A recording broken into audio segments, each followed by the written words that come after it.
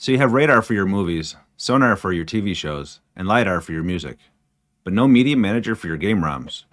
Let's fix that with ROM Manager, or RomM. RomM allows you to scan, enrich, and browse your game collection with a clean and intuitive interface. With support for multiple platforms, various naming schemes, and custom tags, RomM is a must-have for anyone who plays on emulators.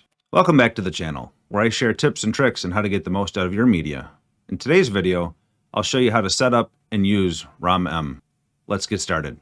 RomM will require MariaDB. If you don't already have it installed, let's get that done first. To do that, go over to Apps, and in the search box, type in MariaDB.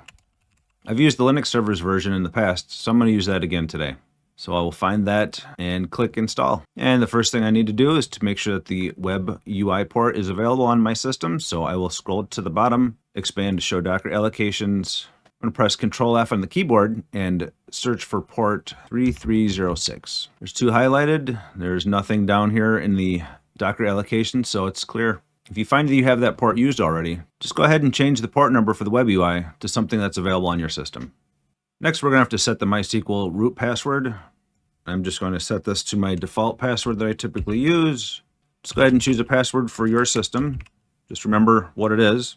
And under the MySQL database, we will enter a name for the database to be created. I'm just going to keep this in line with what we're installing here, so RomM. And then the MySQL user, we're going to set that to the same name, RomM, and then the SQL password for that, I'm going to make my default password as well. And I have no use for the remote SQL, so I'm just going to ignore that for now, go down to the bottom and click Apply. While we're waiting for MariaDB to install, if you find my content helpful, please hit that subscribe button. All right, go ahead and hit done. Now let's go back to the search tab, and we're going to search for RomM. There's only one available, so we'll go ahead and hit install. You'll notice here that it says this application has additional requirements. All 3X versions require MariaDB. That's why we installed MariaDB first. Go ahead and hit OK. Here you got to choose which branch you would like to install. You can either do the default or the latest. I'm going to do the latest. Here we are inside of the RomM container. First thing we're going to need to do is check the port availability for 8091. So I'm going to hit Control F again, type in 8091, go to the bottom, expand Show Docker Allocations, and that's not showing up, so I'm good to go. All right, moving on. The config is fine. We're going to change the library. For the library path, I'm going to select my ROMs folder, which for me is right there. The assets and logs are being stored on the app data folder, and that's fine for me. The resources, however, since it's going to be storing covers and screenshots, that can make it grow quite a bit. So I'm going to change that location, and I'm going to go to /mnt/user.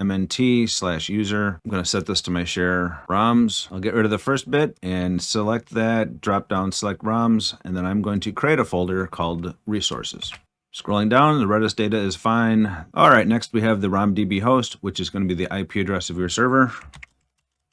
The RomM database name is RomM, which is what we had created earlier. The RomM database user, we had set that to just RomM. And then the password that you had created on that database needs to go in here. So enter your password in. And then the RomM database port is the port number that you'd set for your MariaDB, which 3306 is default, and that's what I'd use. So I'm going to continue on, scrolling down. Next, we need to set the IGDB client ID. And if you look underneath the container variable here, it shows you a web address that we're going to need to go to create that. So highlight that, copy it, and then browse to that location. Here it shows you the steps you have to go through to create that. All right, step number one, you need to have a Twitch account. If you already have one, you can go ahead and skip step one. The next thing it's going to want is to set up two-factor authentication. If you already have that set up on your Twitch account, you can go ahead and skip step two. I already have both set up, so I'm just going to skip over those. But if you don't, it's pretty easy. You just click on the link, it'll take you to the site, you create the account, verify it, normal account creation, nothing crazy there. Then in step two, you just click on the enabled link. It'll take you to the spot that you need to enable the two-factor. You enable that, tie it to an app, and you're all set there. We'll pick up on step three here. So go ahead and jump over to that link. Here we'll need to register an application. You have to create your own unique name on the system here, so you may take a few attempts, but I'm going to name mine RomM, and then I'll add in my user. And then the OAuth redirect URL, we want that to be http://localhost, and the category is going to be application integration. We'll leave it on confidential, let them know you're not a robot, and then click create. Once that step is done, find your application name, go over to the right and click on manage. Now we're going to need to scroll down and do new secret, click on yes, click on OK. Here we'll need to copy and paste our client ID and our client secret into our RomM container. So I'm going to copy the client ID, go back to our container, the IGDB client ID goes there, and then the secret will go in the next one. So we'll go back, copy the client secret, go back to our container, and paste that in the proper field. Next we'll have to create an SSL key. So to do that without losing our progress here, I'm going to right click on the terminal icon up here and go to open link in new tab. Then I'll click on that tab and go over and click on the terminal. All right, now let's go back to the original container and you'll see the command listed here. So we need to copy that command, go back to the new tab that we had created, and then click on the terminal icon. Right click and hit paste, and it'll paste that command in there. Press enter, copy that key, go back to our original container, and we will paste that in. The rest should be fine, so go ahead and scroll down and hit apply. And once it's downloaded and installed, go ahead and click on done. Now we'll click on the Docker tab, and we'll find the RomM. All right, your RomM should be started. Let's go ahead and turn on the auto start. Over on the right-hand side, slide the little bar over to on. Next, we'll go to RomM, click on the icon, and go to Web UI. And there you have it. RomM is up and installed. Let's go back to our Docker container. We need to click back on the RomM. If you look in the container configuration, and you'll note here that it says, please copy the file located at this location to your app data ROM folder. So I'm going to right click on that link and open a new tab. Over on the right hand side, we're going to download the raw file. Open that location, copy that file. I'm going to browse to my app data folder, which for me is located at //10.0.0.11/app data. And we will find the RomM folder, open that up. And going back to the directions here, it says we need to paste that as config.yaml. Then we'll go into the config folder and paste that in. The config.yaml that's already there, I will delete that one out since there's no data in it anyhow. And then rename the one we copied in, get rid of the word example and the extra little dot, just like that.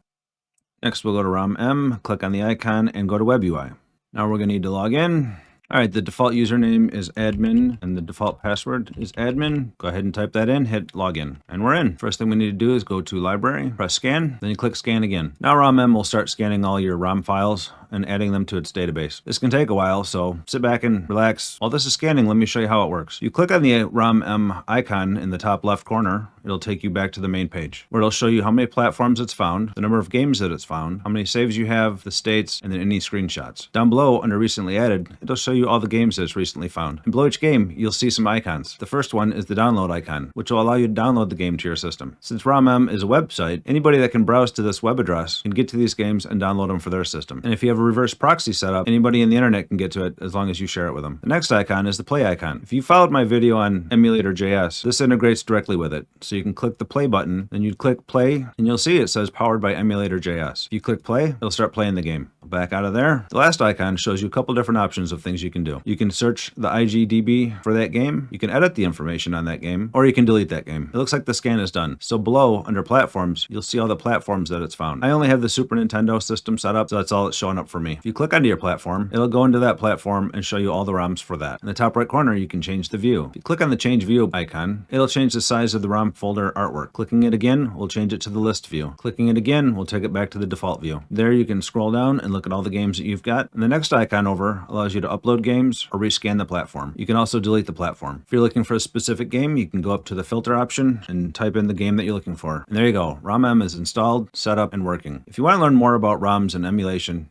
check out this video next. But before you go, if you found this video helpful, make sure to hit that like button and subscribe to the channel so you don't miss any of my future videos. And I'll see you in the next one.